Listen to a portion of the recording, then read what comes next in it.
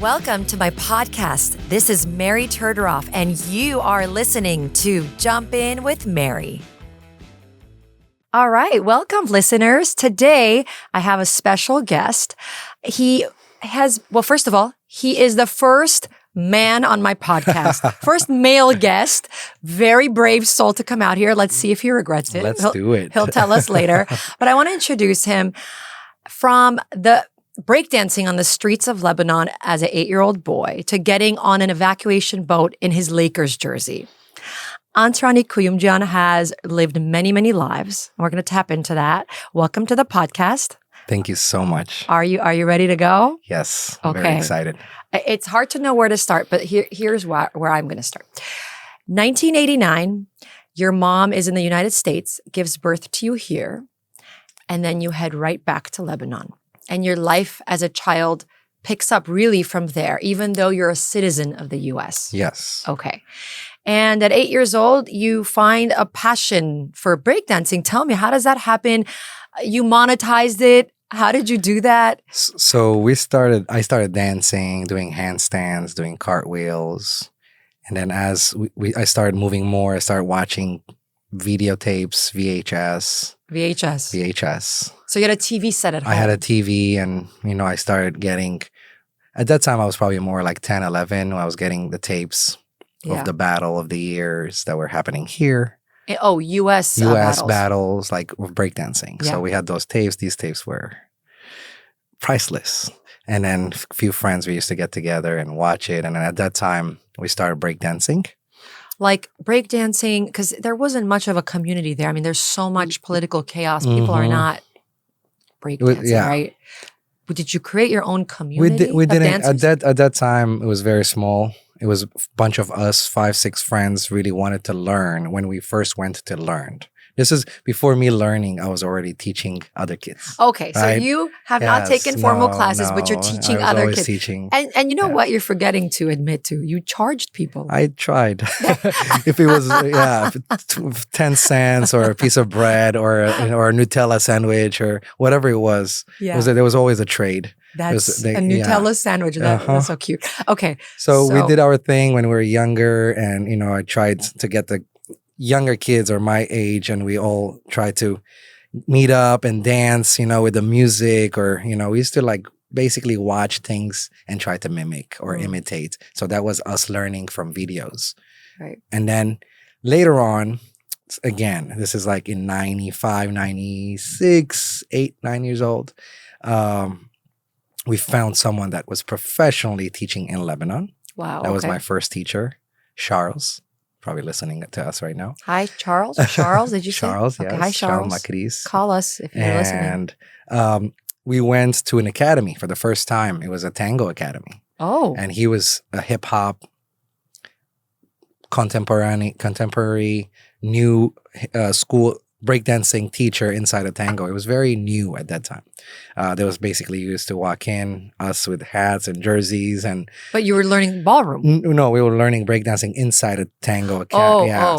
So people right before us, they were all dressed up and they used to take leave. Very regal. And then us, we walk in we slid in without, as if we felt like we did something wrong. And you're wearing baggy pants. With baggy pants, and we had the knee pads and elbow pads and helmets, and we had the hat spin. So that's when the breakdancing started for me. And then most of my friends kind of stopped training, and I really loved it. I really loved the community that these teachers were building at that time, and kept traveling with them a lot of different locations that they were teaching. And then my parents saw that I really liked, and they really invested. We did a couple of performances in really big festivals, 13, 14 years old. Got a couple commercials out of it. Wow. And, knowing the choreographer, knowing the director, almost the same group of people were doing many jobs. Right. A month after another. So Pizza Hut commercial, a music Oh, really? video. Were you in a Pizza Hut commercial? Breakdancing in a Pizza Hut commercial? Yeah. I'll definitely send it to you. But it's it's airing in Lebanon. It was all in it was all in back home. Oh, yeah. wow. And then some music video clips. Okay. So a lot of dancing, a lot of choreography, a lot of hip hop, a lot of breakdancing in Lebanon. So was it Was it an outlet? Because there was, I know your mom outrun the war when she gave birth to you here, and then she went back. But was this an outlet to all the political chaos? Was there any residue of that at that time? Could be, but there was a lot of other options as well. So There was? yes, there was a lot of. You could have played basketball. You could have played Okay. soccer, which I tried. I played a lot of sports, Okay. and I really liked dancing. I really enjoyed music. It was very free. It was very freeing. It was very liberating. So it could be maybe if I'm not really mindful of it, could be. Yeah. But there were a lot of other sports I would say that were liberating that I didn't feel the same as I felt with when the music got on and I had to dance or perform or put a show on. It was really, it was my time.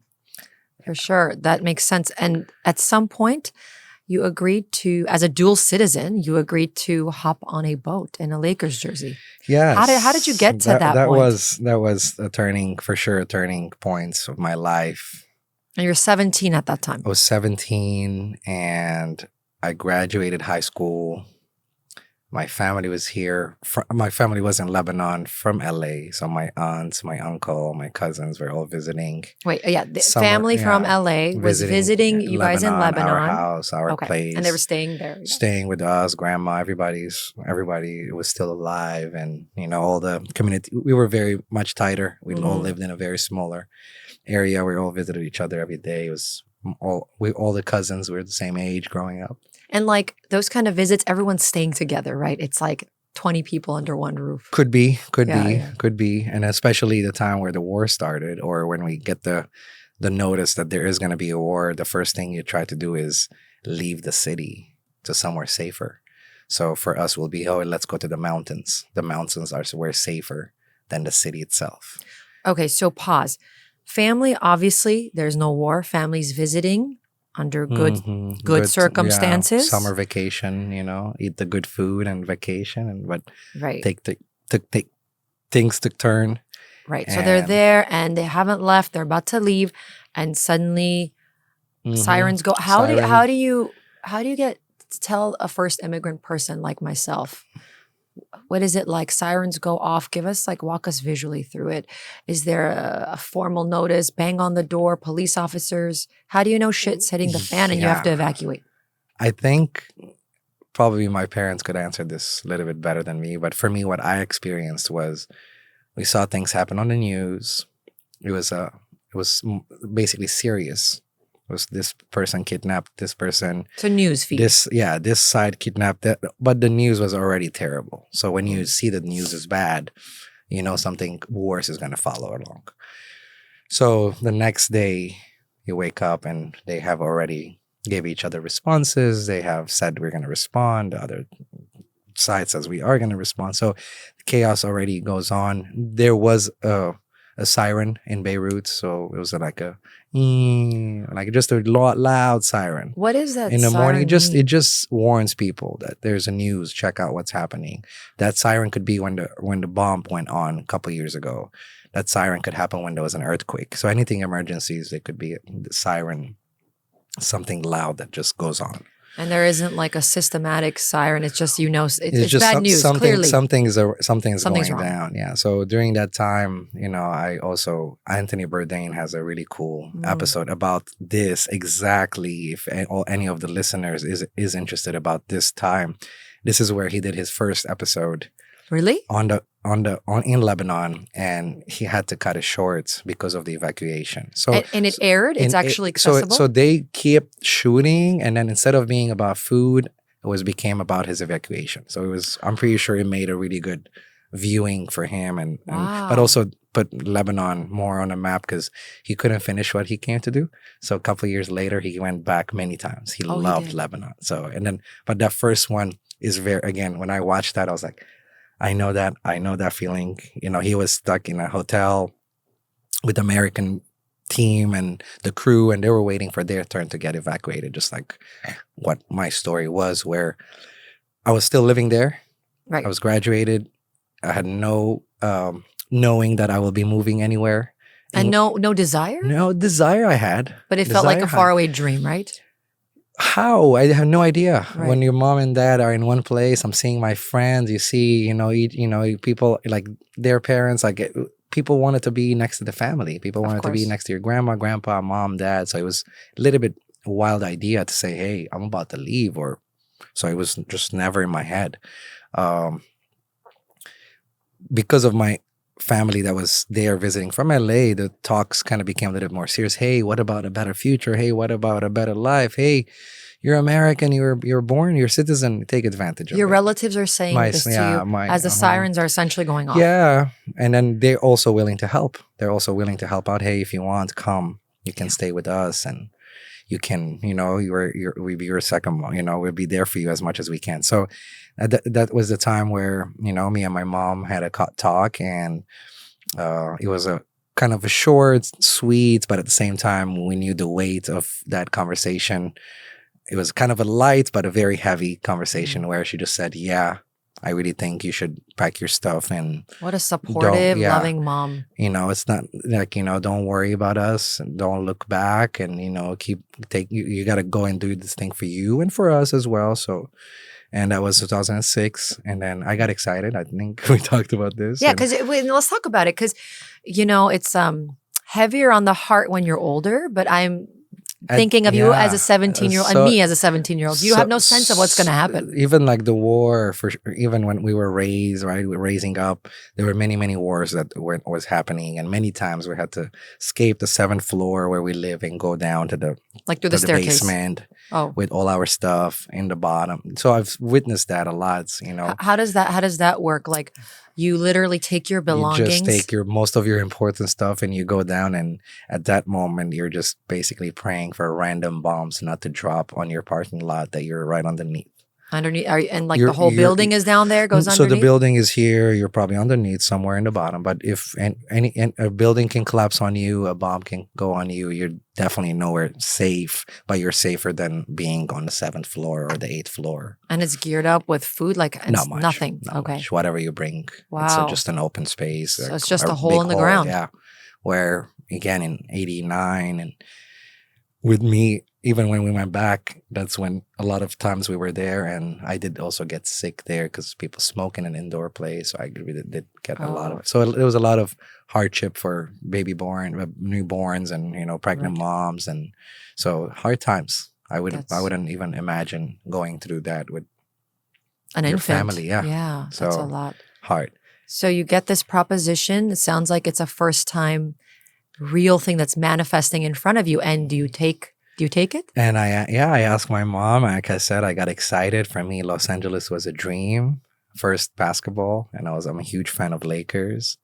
And I was like, I'm going to the Lakers game one day. I'm about to go there. And it was, again, Disneyland, Universal Studios, just things that I have visited here before. And I have seen these touristic places, and now for me it's like, oh my God, I'm going to a place that I really like. I bought most of my toys from here. I bought most of my clothes from here. Yeah. So I was lucky enough to come a few times to visit, and then I kind of wanted to stay here. So it sounds like in your mind at 17, like America was utopia. We'll talk about later how you see it now because you're an adult living here. Sure. Okay, so you what happens next? You have to go to an embassy. I mean, you can't just get on a boat, right? So at that time where every country was calling out their citizens, putting on the news, French, Australians, Germans. So everyone took their turn. However, they did that. The embassy people went, and then they took away their citizens. So embassy, the whole families of the embassy workers, and then all the citizens. Oh, like so embassy staff. Embassies were closing down, right? Yeah, so embassy people with their families. Yes, with the family, and then all the Canadian passports. Right. Out. So embassy staff is first in line. Mm-hmm. Canadians, and then so they took a country at a time, and then USA was one of the last. Really? That's when Anthony Bourdain's podcast show kind of shows you. They waited for 5-6 days until the calls and everything gets organized. That's a long time. In the midst of war. chaotic times. That's crazy. When the main airplanes, or when the planes are shut off, I think it creates chaos, and the water is the only way, and it's still there's a way. So we're still lucky enough to see that the water is free, that you can still, there's an exit. But There, you know, But you at never the know. time, it doesn't feel like. Of course, you Of don't know course, what's we going don't to know. happen. Yeah, I mean, again, you're going on a boat to another country. From another country, you're going to keep flying to. So it was a whole thing. So we did call or email the embassy. My family put their names on there, and then after knowing that I could go as well because I was born here, put my name on, and then I was a minor. I was 17 years old. My mom has been here before, so I really wanted my dad to come with me at that time. So we put my dad on. He was My dad was a Lebanese citizen, never been here before. But so you signed him on as a legal guardian? As he wanted to come in and took a chance as a guardian without having any papers. That's what I'm asking. So yes. and they took that. They allowed that Had to be, but with no promises. with no promises of return. You mean? Or no promises of what happens. Oh, okay, You can right. get denied. You cannot. It was just come on and we'll figure it out. Yeah. So dad comes on, and then we make our way to Cypress. In a boat? A huge boat. Does the boat leave in the dark? Like, what is it? We What left is in the it? morning. It was like 6 a.m. I'm really gonna see if I could find a photo or two. And what are you wearing on this boat? I was wearing a Lakers jersey. A bright yellow Lakers jersey? A bright yellow Lakers jersey. I had my hat on that said LA. Wow. Like And that's like the epitome of a kid who's looking forward to the American dream. Something In a like naive- that. in a Or naively beautiful without way. knowing much, without knowing what's waiting for you, the hardships and Right. all that, and saying, I'm out of here, or I'm Right. about to check this new journey out. You know? And it sounds like there's excitement in your heart, but when you get there, what was the energy and vibe? Are people frantic? It was really bad. Bad, That was so one not of the good. worst. It was like almost So like felt like hysteria. it just felt like zero gravity. Wow. Everybody holding their breath, and there's like a line of army and people with papers trying to make their way in. So you pass the army, and there's probably another paper check before you get on the boat. Very heavily army tanks, guns, K-47s, probably snipers on the roofs, trying to make sure things don't go out of control. Many different armies were there too from UN. So there was a mix of people with different gears and different badges. At that point, there was a lot of probably different UN armies that were coming in to deploy to Lebanon to help with the situation. Right. And to basically monitor and Yeah, control that and only control. citizens are leaving, that Mhm. non-citizens aren't escaping. Wow. So you get Yeah. on the boat in the morning. Approximately how Yeah. long does it take? What is it like? 10 hours, 20 hours? To get to stop? Cyprus, Yeah. I have no idea. have no recollection? But we did stay overnight, no matter what it was. Like even if we got there, they didn't drop us that same night. Meaning you stayed in the boat? We slept on the boat for one night. Like sitting upwards next to the person? No, we all had small beds. Oh, you They all put us into the families that you came in, and this was a huge cruise ship. Oh, This was a huge cruise ship. But that was the thing. Each country used what they could to evacuate.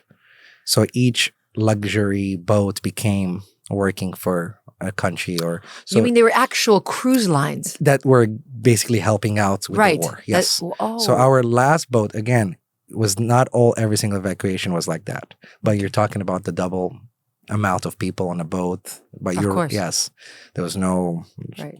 as many people as they could fit. But we did have a tiny room. I remember me and my dad slept in a really small place, but there was a door closed and our own. So it was not, it wasn't terrible. I was imagining an open boat literally. It was not, night. no, it was not like that. But you do see some people that did get evacuated with the army boat that kind of opens up, goes into water, and people walk in. The army boat that kind of like open, Yeah. and then You mean roofless, no roof. almost like a trunk or a truck, They the have back to of a bear truck. that the whole time. There, yeah. So there was a lot different situations, but my situation was that entrance into the huge boat, from the huge boat to Cypress. Cypress was a base, a lot of volunteers, a lot of help, a lot of everything that you were looking for to just get into day in and day out. Food, breakfast, lunch. At this refugee camp. At the refugee It's a camp. stadium, right? A It Cypress looked, stadium. yeah, it looked like a big open area, but they make it look like a huge. So there was all borders around it, but it was not in a stadium. It was had an auditorium, had many different rooms, but it was kind of a campus. Right. It was a closed campus. And you're 17. I mean, I keep bringing up that you're 17 because you're in this really big, hostile, larger than life situation. But at the end of the day, you're still 17. So how did you entertain yourself? We had so much fun in Cypress. Spill. Ah. What define fun? Where did you go? Cypress. We made a lot of friends. Yeah, tell me about that. We played sports. We played Okay. American football with the Marines. Mm. So we were throwing a lot of ball. Couple of the kids had their games consoles with them. So Like we made Nintendo. stations. Yeah, PlayStation station, Nintendo station. And then whoever was coming in was making their way out with the charter flights. Whoever was staying there was having some sort of an issue with Homeland Security. I see. Either passport was expired or mom is American, dad is not, or so there was always one of them that didn't have that was waiting for Homeland Security. So as we stayed there, it kind of looks like you're there for a reason. Wow. So you get to know who's there, and Yeah. if you don't see your friend, that means they got their papers fixed and they're out. So you might wake up the next day and they're gone. they're gone. Without a goodbye. Without even saying goodbye. But it became a thing. We were Wow. there for 6-7 days because we were waiting for my dad, just like we mentioned when I asked for him being my legal guardian. And we knew he got rejected. This doesn't mean that you're not going. But on the third day, he got rejected on his passport. In Cyprus. In Cyprus. And so you're thinking at this point, like, So they had a plan. They're like, hey, sorry, we're not going to give it to you, but stay here. Homeland Security is going to come. and do I take you back And home? take you, no, and work on your case Oh. and give you a permission to hopefully come in. So they're still hopeful. Wow. They're okay. still saying, hey, don't worry, your case is not bad. There's no bad records. He hasn't Right. done anything for him not being able to go. Got it. So saying the fact that you haven't done anything bad, just hang in there, even if it takes a week. It still So on sounds the terrifying. terrifying. Again, Right. for me, I got to call my mom every day. They even gave us cards to make calls. Like calling cards to call family. And, that's So, wow. I just thought of, I just remember that right now. Wow. Small like phones, you just swipe Like a your phone card. booth or something? So cool. Wow. So every day, nothing, no news. We didn't have Wi-Fi. There was no Right. phones. There was no smartphones back then. So you essentially made a short-term community at that There was camp to survive it. We made some friends. And you even And went. then one of the nights we escaped. And you went We where? went partying. You went clubbing. We went clubbing in Cyprus as a 17 years old. It was very normal, right? In Lebanon, we were already going out 16, 17. Yeah. There was yeah, no yeah. age. Like, so it wasn't, for me, it was nothing new. It's just, I just wanted to go out and dance. Yeah. And then yeah. I found a couple of the guys, and I remember we all dressed up. We put our chains and we put our rings. And Did you really? Uh-huh. Oh, And so then- you still got all dolled up. We got ready to go out for that night. It was a big night. That's hilarious. And then you come back the next We morning. went out. We were pretty famous. We danced a lot. Yeah. We danced so much. Okay. And then I think it was probably like, I don't know, 3 a.m. We walked back into the campus. They let us in. We waved. How funny. And then not secretly, but, we just went back to bed and woke up in the morning and we'll go back with, again, the normal campus Yeah. That life. perspective is fascinating because, like, you take your dad, who's obviously older, and his emotional experience must have been very different. So, in many ways, it was a blessing that you were 17. It was great. Right? I think it was much lighter Yeah. than what I would have been. It's probably more stressed now. The stress level for me was not that high on the Right. way here, as much as, again, my dad, his son, is about to go and drop his son Yeah. and come back home. Right. Probably a little bit different Very different. than for me going to a Laker game or wearing a Lakers jersey. I love it. Please try to find that photograph. It's like, that's art. Like you with this Lakers jersey. And for me, it was also first time seeing people that were not Lebanese. Like, was it? like I've never met Cyprus people from Cyprus. Right. I've never met. And the camp must have had. The camp had so many different people, but they were mostly Lebanese. Oh, they so were, we were okay. most of the time we were speaking Arabic. But then we found the Armenian community. There was all these different friends. My dad found a bunch of his friends there, as again they were passing by. His Lebanese friends he found at the camp. In Cypress. Oh, we're here too. Oh, we left on the second day. Oh, I missed you because our aunt and uncle came with us. Right. Barely spent 2 days with us. It was their call. Their name got called in the morning. Right, because they were a citizen. They were already living here, so they got passage quickly. Yeah. Okay. They had all their papers. They had all their passports. Everything was legit, not expired. It wasn't. Yeah. Wow.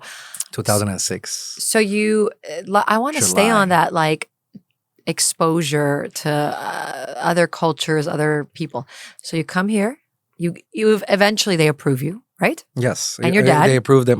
I was approved already. So I'm the American So they approved your citizen. dad. They're only waiting. Yeah, they were waiting for my dad's Okay, papers. and you guys leave together. Dad got a paper stating that he was able to be my guardian coming to United States. And then the second that the Lebanon war was done, the rules or on the papers that he had to come back. If not, he would have not been So applied. that sounds kind of vague. So there was no definite period. There was no. When the war is done, you have to return. But that they could be could 10 tell. years. Yeah, you're right. But but his goal was to bring me here and go back. He didn't want to stay here. Right. So, you're also going to be an adult at 18 and all I that. think, they weren't worried for him to stay. I guess he didn't want to stay as well. Yeah. And your mom At that was time, back my there. mom back home, my sister, his work. Right. It was too much to leave. Sure. Yeah, behind. So you get to the U.S. by plane? So we got to Cyprus and we took a charter plane to Atlanta to LA. Okay. And was it easier from that point on? It sounds like it felt like a normal plane, quick, normal flights. Even though it was charter, we waited a little bit longer in Atlanta. Again, we had our own section. There was a lot of taking care of for us. There was a lot of care. a lot of care, but a lot of unknowns. And I know you said you had relatives, friends in LA, but you land and it's like, where do I begin? Where do I go? I mean, I know you had somewhere to go, family, friends, relatives. That's short term. That's not a permanent home in somebody else's home. That's just a starting point. I had no idea. I didn't even I had no idea about even that, even to think about that, right? For me, it was like, we'll just go with the flow. I'm pretty good at that. What did it feel like to come to a country and see all these different nationalities? Was that a culture shock? High school was... So you enrolled. I enrolled in high school. I was 17, but I also just graduated from high school in Lebanon. So I had my high school diploma, but because I was 17, English is my fourth language. What else are you speaking? I speak Armenian, French, Arabic, English, and Portuguese. Wowzers. Okay. Yes. So English was very hard. I started learning English when I was 14 or 15. So now 3-4 years later, I'm here. People were speaking so fast. I couldn't understand. I couldn't continue with, engage with conversation as I wanted to. I'm very expressive. I want to make sure I say what I want. And if I'm not getting the right, it's frustrating. So the first year language was very hard, and then the culture. And then I was like, I was exposed to so many types of Armenians. That part, I had no idea. Well, let's talk about that. Hold on. Where did you enroll? What school? I was in Glendale High School. Glendale High. And then from Glendale High, I went to Glendale Community GCC. College. Yes. Okay. So, talk about all the different Armenians. I had no idea. What was it like? So you go to GCC and what do you see? I already found, of course, I knew about them in high school, that there were different types of Armenians. I was never exposed. So back there, it was only Lebanese Armenian in my head. Oh, okay. So I'm like in my head, I'm like, we're the only Armenians, but as a kid, again, we're Armenian in Lebanon. Armenians in Lebanon. Armenians in Lebanon. Not in Glendale. So not in Glendale. Different accents, different where they come from, mixes, different personas. The mixes, between Syrian, Lebanese, Iraqis, and the Hayastansis and the Persian. I've never met a Persian Armenian in my life before. So now you have. Again, it was like, everything is a lot. It was a lot to take in. And that's why I felt like I kind of like took a step back. I was a little bit, I started hanging out with non-Armenians. So you go to Glendale High School, and I didn't go to Glendale High. I'm imagining there are cliques, like there's cliques and then there's cliques within cliques. So lots of different groups of Armenians clustered together. For example, right? Hayastansis on one side of the cafeteria, Barska Highs, Persian Armenians on the other. Yes, is that how it is? 100%. Okay, and there is you hanging out with the Asian crowd. What are you doing? I was really hanging out with the Asians. Yes, I knew it. I was, because I was dancing, and I right away got into the drill team. And okay. And they were most of the girls and the boys were Asian, and I started hanging out with the drill team. no Hayastansi men. There was drill team. it was one Armenian guy there. It was one Okay. Zara. He was really good. Okay, that's so interesting. And then hang out with the drill team, and then that was it. No Hayastansis and Armenians and Libanonsis in I didn't hang out with them at all in Glendale High School. That makes sense as to why when I met you in your adult life, you so easily immerse yourself in different cultures. And sometimes that's hard if it's the reverse. If, you stick to your kind within your kind, it's really hard to branch out. And when I met you, you're an Armenian, but it's almost like, is he Armenian? He's so immersed in every culture. Like I really thought, and your wife is not Armenian. Not Armenian. And that's a beautiful progression of how you kind of just tap into humanity. It's not like putting someone in a box. Anyways, that was just a side thought I had. I just put that together right now. Okay, so you're working, you're going to school. At what point do you start thinking to yourself, the American dream is not exactly Disneyland? Oof. I mean, let's be real. There are a lot of perks, a lot of positives. Yes. Yes. Okay. For Put that aside for a 100%, second. Yeah. We admit to that, but it's not what the 17-year-old you in a Lakers jersey thought it was, right? It was not. It was not. But again, I had almost everything I wanted. In terms of? In terms of what I wanted to do, the job, or the work-wise, or school-wise. I had way more decisions that I could make here than Lebanon. That's number one. Because parents weren't here, or because of the political climate? Just because of political climate, and I feel like you will have definitely more opportunities here if you want to go to school, or if you want to, whatever your dream job is. I still think you'll have way more opportunities here than in Lebanon. Right. But again, as a 17 years old, I had no idea what I wanted to do. Right. Started working, went to college, and then I figured out that I really don't like college. I started with my martial art journey. That's when I stopped dancing, because I found my martial art. I kind of felt like I found something that was waiting for me all my life. And then I tapped into that. And then my world opened up with more friendships, with more networking, with more people around the world that we are connected with.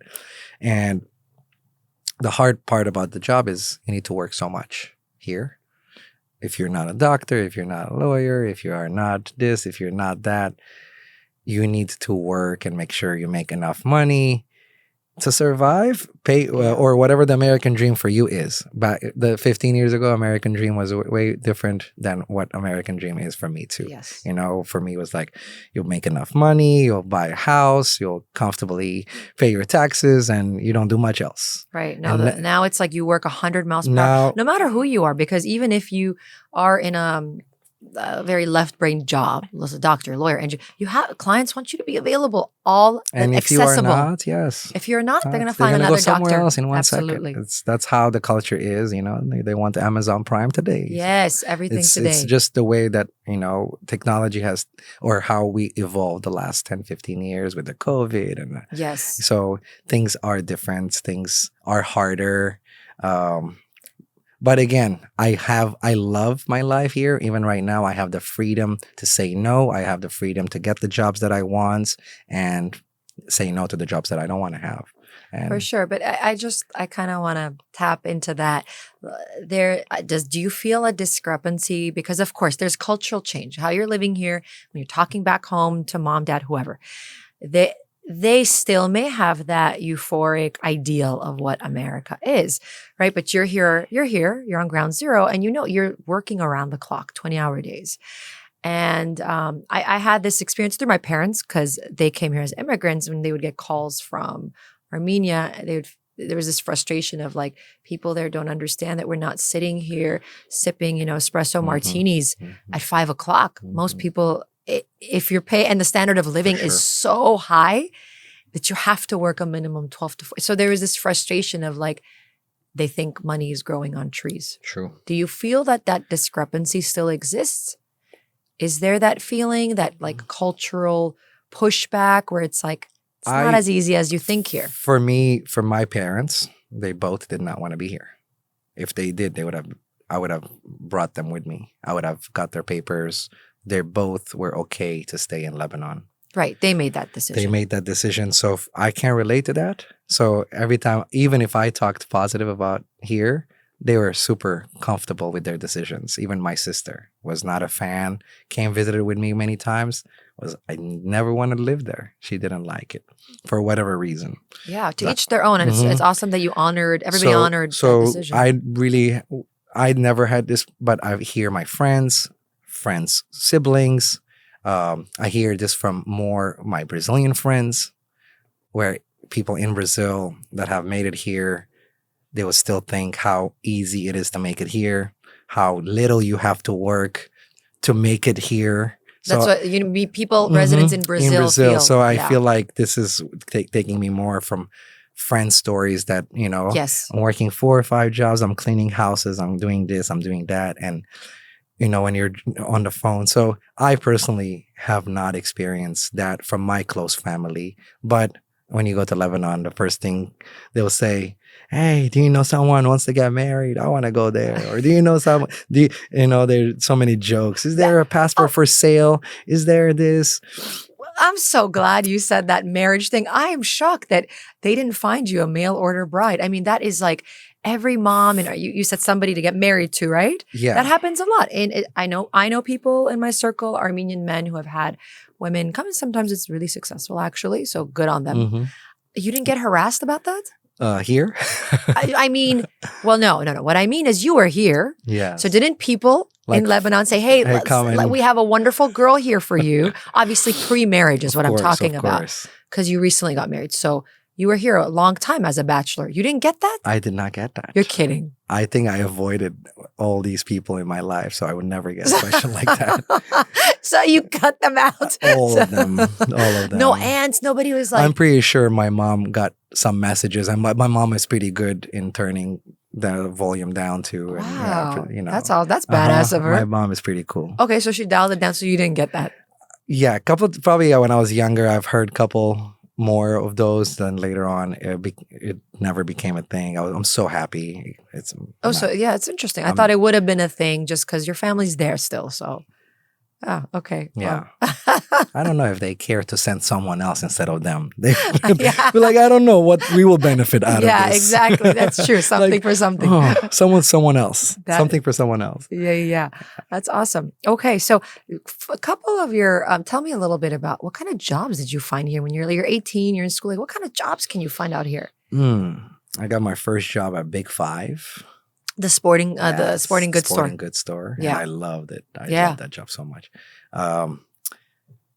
Get there at like 5 a.m., unload the truck, load the truck, organize. Very physical. Like at a young age, you tapped into like your physical power, whether it was your first job here, later capoeira. It was like a theme in your life. Could the be. Physicality along with the spirituality. I like skills as well, right? Skills, physical. If it's physical, for sure. It doesn't have to be that physical, but skills are very important. And then skill sets and focus on that skill set. And I worked there, which for me was just a job, was a paycheck. But you're also a young kid showing up at 5 a.m. Yeah. I mean, I was going to ask you, some kids would drift into partying and drugs. And it sounds like you didn't. I had to shave before every single shift. That was one of the hardest. It was part of their rules book. When I got hired, they gave me that. I'm pretty sure that has changed. This is pre-woke society. This is 2006, yes. They had to come in with barely any beard, and I barely shaved. This is me shaving yesterday.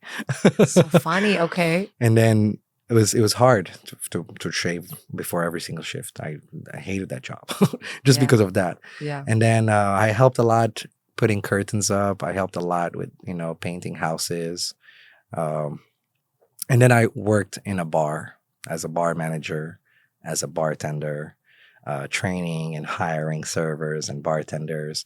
And then I loved the service industry. It was to give service to people. I feel like that's another thing that I like. Yeah. I make sure people are having a good experience. People get to see my face when they walk in.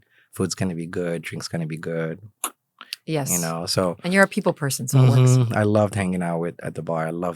I knew people's drinks and food, and I knew everything about them other than their names. Yeah, they're drunk anyways. They won't notice if you know their name. But that's an intense industry. Like it's a little topsy turvy. You're up all night. You have to recover during the day. Yeah, those were the times where work till 3 in the morning or 2 in the morning, and then there was always parties. Young, And 20, it's appealing, my 20s. Right? Oh, you have to. Everyone's going. Managers are going, or like just the whole crew's going. You don't want to be left out. But how long can you do? Didn't that get you in a tornado? It did. But I promised myself that I was going to get out of that in my 31. I said I'm not going to bartend. It was a goal. In my 28, 29, I knew that I'm going to be there for a few more years. I was making good money. Capoeira was something that I love, that kept me being my passion because I was making money somewhere else. Me and Capoeira had a beautiful relationship. Yeah, let's talk about that. I want to know how you found your Capoeira family. But at that time that I was making enough money, Capoeira was more, not that it's not fun now, but doesn't matter who shows up because it's not about the money. You're not making much, and people show up, and I'm happy, and I'm smiling, and it's all good. I'm gonna get my check from the bar, from the job that I have. I'm set, and I'm helping other people on the way with the martial arts. So you had Capoeira in Lebanon, or a form of it, right? So I moved here in 2006. Mm-hmm. There was no Capoeira in Lebanon.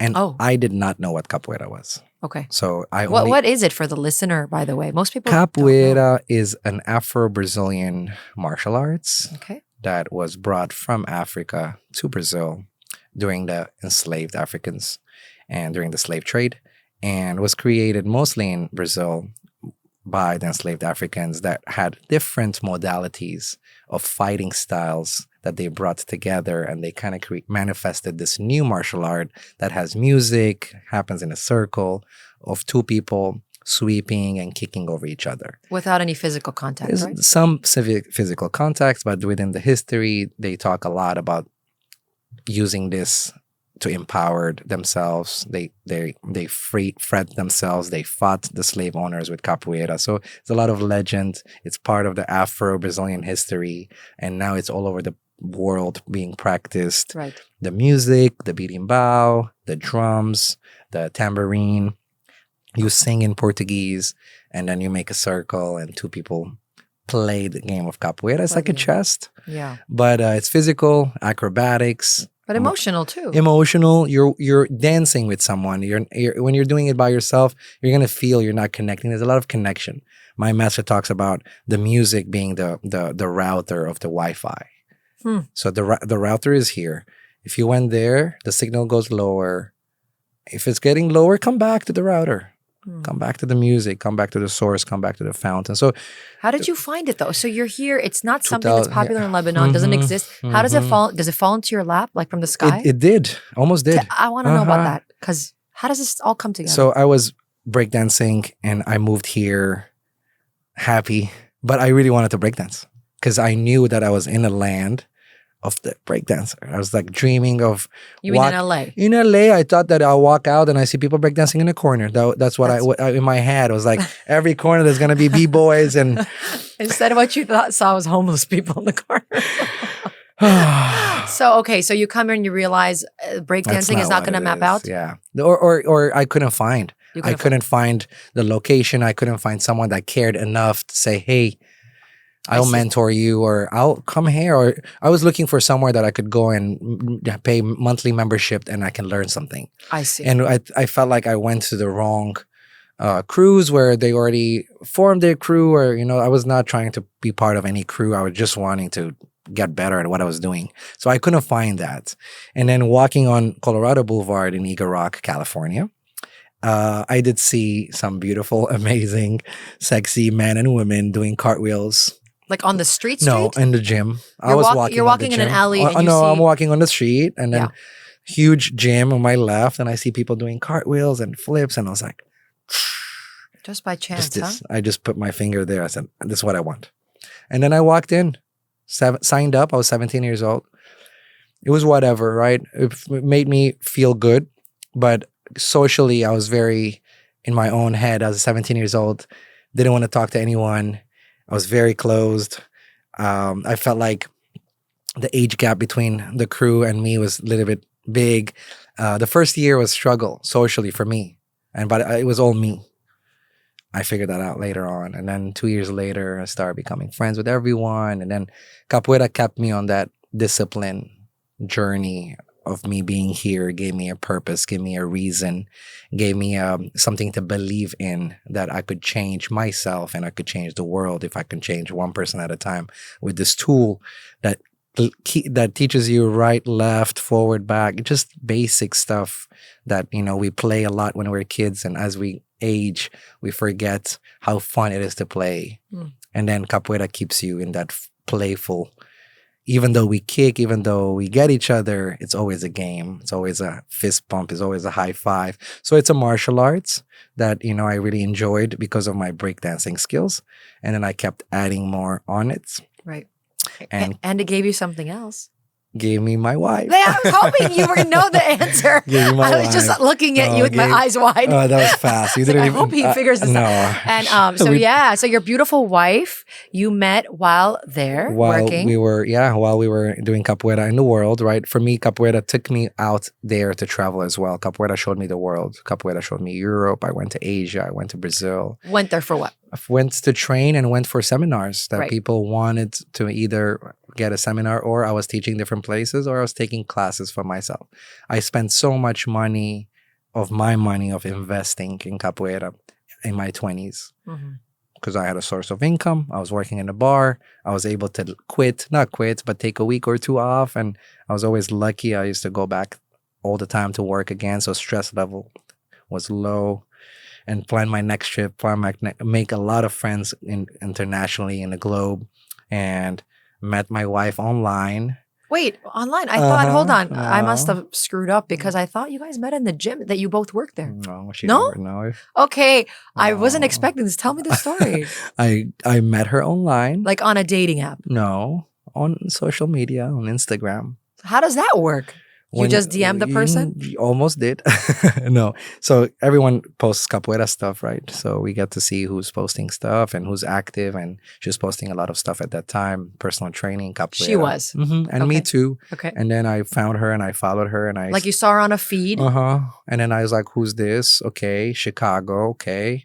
She was in Chicago. She was in Chicago. Oh, okay. And then this was during the pandemic. Oh, This was okay. during the pandemic, and then in the beginning of it, and I slid in her DM, and I You asked, just introduced and I yourself? said, "Hey, good to meet you." I said, "Hey, would you like to work on some music?" Yeah. And- Obviously on FaceTime or whatever because it's And then, COVID. yeah, it was all on videos, and then we met each other like a month or two later. So she was able to come and visit me. So your first date was online? First, many dates were online. Aw. After a month or so, she came and we met in person. Okay. She was still living in Chicago. Mhm. And then I went to Chicago. So we did back and forth for over a year During COVID? during COVID. Wow. I used to travel, but we were able to stay. I stayed there for 20 days because we were working from home. I was Yeah. teaching most of my classes on the laptop. She was teaching. So we built a lot of stuff during COVID together. At you a know. very quiet time. It's kind of a perfect setup I to feel find like someone. it too. Like we studied TACVIT together. We studied so many things. She helped me a lot with my mobility. She was my personal training coach. Vice versa. We were helping so much, building each other up during that time. Yeah. And then at some point, and it was like, you gotta come Move? to LA, and Okay. the move has to happen. And she was ready for it. And first chance we had, and she came and moved to LA. Uh-huh. After moving to LA, she got introduced to the counterbalance, to I didn't know almost to this. my gym, to the house that I've been for over almost 18 plus years. And then And now she's just She winning fed championships in. left and right. she fit in right away from day one. And, she's a big part of the team at Counterbalance in Yes. Iraq. And like you said, she's winning championships. She's winning in life with you and out there. Yes. And, I want to segue into your marriage I'll ask her side of the story. But a bigger issue is you guys are a blended couple, right? She's not Armenian. And I'm asking this because I know how critical the community is here, even in like Glendale or out here in LA. And my husband is Armenian, but didn't have an Armenian last name, didn't speak Armenian. And that was a bit of a hard wall for my family, even though he was Armenian. That was like, okay, what are we going to do? We need to add the IAN. So going back to my question, she's not Armenian. She probably speaks more Armenian than my husband. But anyways, and your story is you take her to meet your family in Lebanon, a radically different country. What's her background, by the way? She's American. Okay, American. She's American. And you take this beautiful soul who is going to be your wife to a country that couldn't be any different from LA and Chicago. I mean, it really, like even for me as an Armenian woman born in LA, when I went to Armenia, it was very hard for me to switch it on, turn it off. I don't know what to even to transition. For sure. So the best part of your story is that she was so well received. But what was that like? Was there some trepidation for you? I would have been a little nervous. Like you're taking her there.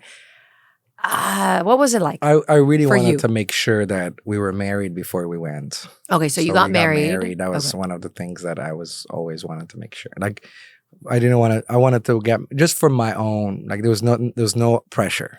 So why did you do that? Like strategically for Just listeners out there, solidify it for mom and dad. Can't tell you guys. No. No, what I mean is like, own.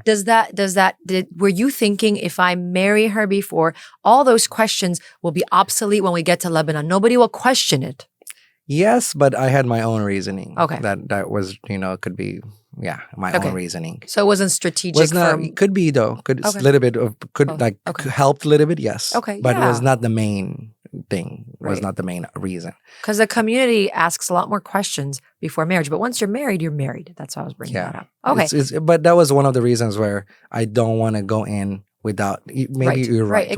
With less question or less undoubtfulness. Yeah. So everybody just takes their seat and shuts the beep up. You're a very smart man. Yeah. All right. So you're married. She is this lovely woman who agrees to go on this venture. You guys get there. I mean, I've never been there, by the way. I mean, the first day that we got in, it was our wedding party. What? The first day? Not a wedding party, but like a wedding outing, right? But it was a very small family. But you guys didn't even wait like a couple days? No, first night. You really come in hot. We were there for like 7 or 8 nights only, so we couldn't waste. First nights, we go to this beautiful waterfront restaurant. Beautiful performances and shows and music and food. And it was really, really beautiful. But we were very tired.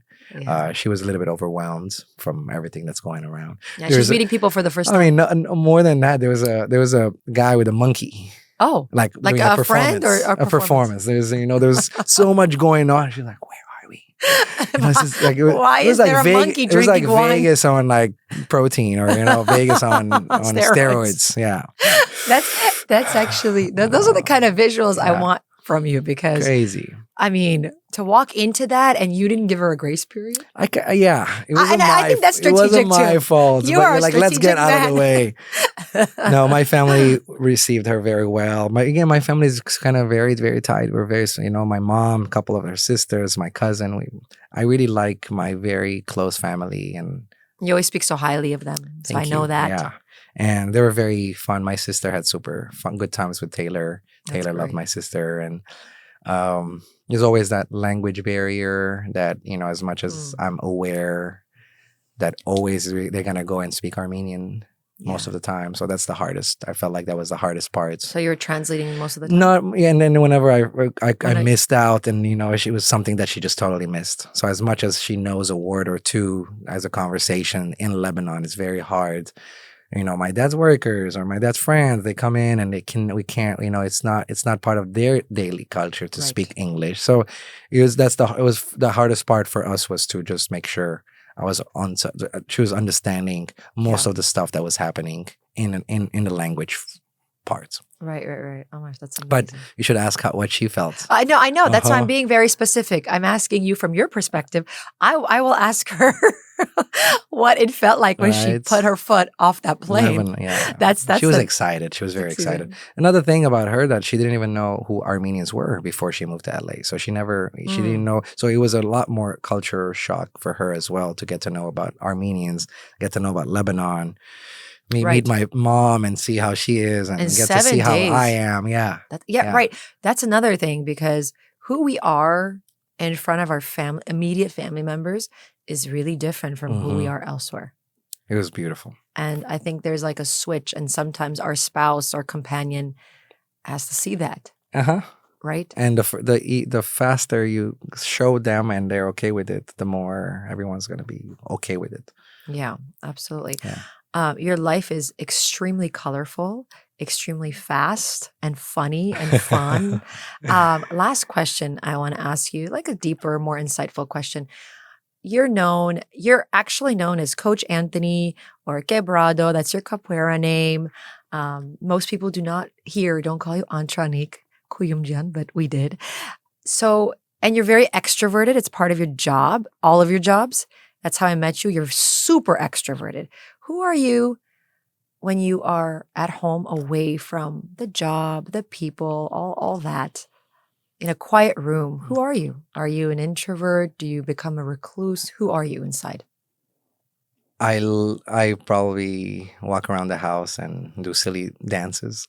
Yeah, that's who I am. So you're like a sillier, easygoing version of yourself. And when usually the end of the day, like this is me when I'm not tired. I'm always looking where Taylor is, try to make a joke or make a move in front of her and walk away. That's me at the house. Same with, feel like that's who I am in front of my parents as well.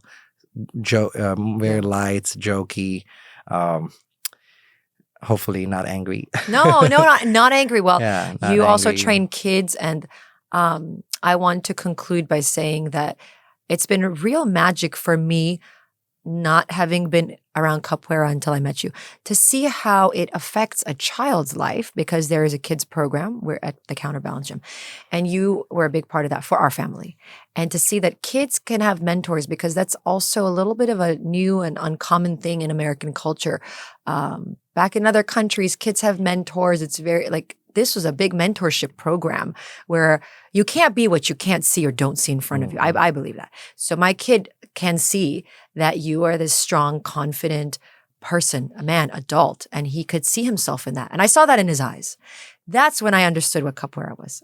That's what I know there's a formal definition. I mean, capoeira is... That's what it is. Capoeira is everything that you can feel. I live my life to that philosophy. I make my friendship. I work even my bartending job. I step and I walk like I'm in capoeira. So capoeira is not a movement for me. It's the way that I live my life, the way that I talk to people, the way that I want to be talked to, and the way I deal. So again, for me, it was a huge work that I did with you, family, with your son, and it was amazing for me to even learn. I learned so much about myself by just being with him every week. So, yeah. Thank you for letting us into your life and your life philosophy. I think people can carry that forward, and we'll have all your information on the podcast if anyone wants to reach out and know more. Thank you, Quebrado. Thank you. Ciao. Dear listeners, if you like what you heard, you can subscribe on YouTube, Spotify, and Apple, and follow me on my journey on Instagram and YouTube. Until next time.